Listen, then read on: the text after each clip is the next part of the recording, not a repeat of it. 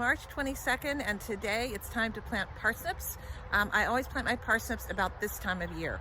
When I first started planting parsnips, it was very hard to figure out exactly when they should be planted.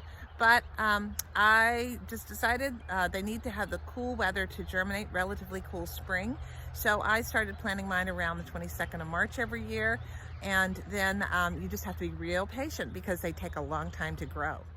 I'm going to be planting these parsnips in a strip about 2.5 feet wide and along my north side fence, and the strip is going to be about 7 feet long, and that's going to give me a nice lot of parsnips to plant.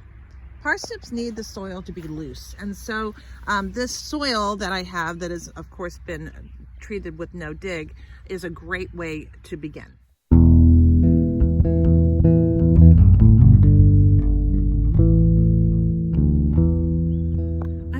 Parsnips in rows that are about 1.5 feet apart, about to a foot and a half apart, and I plant the parsnip seeds about every 4 inches. I usually put 2 seeds in each planting hole because germination is not necessarily great.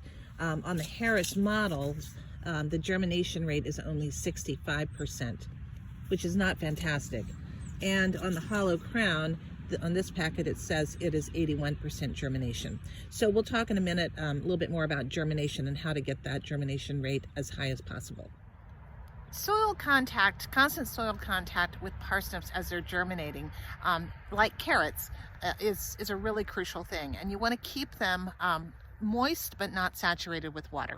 So what I'm going to do is, once I plant these parsnips, I'm then going to take that board and I'm going just to turn it over on top of the planted rows.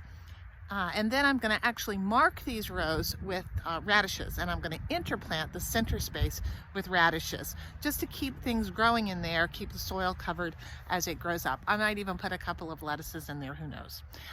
So these will just kind of percolate along. They grow very slowly. It's actually kind of a pretty plant when they grow. And in the fall, later in the fall, I will get them. The great thing about parsnips, you can actually leave them in the ground and just use that as your refrigerator storage, literally root cellar, and pull them out when you're ready to use them. Cold weather and frost makes them taste better. So in fact, the longer they're in the ground, the better. Love those parsnips. I have found that parsnips, once they're up and rolling, are pretty carefree.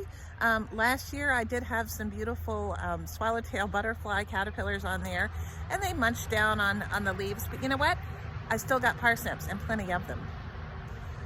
Again, you just water them semi-regularly, they do their thing, and you get great parsnips at the end. Today I'm also going to be planting some dill over here. I'm going to be planting some borage, which is one of my favorite flowers, down at the other end.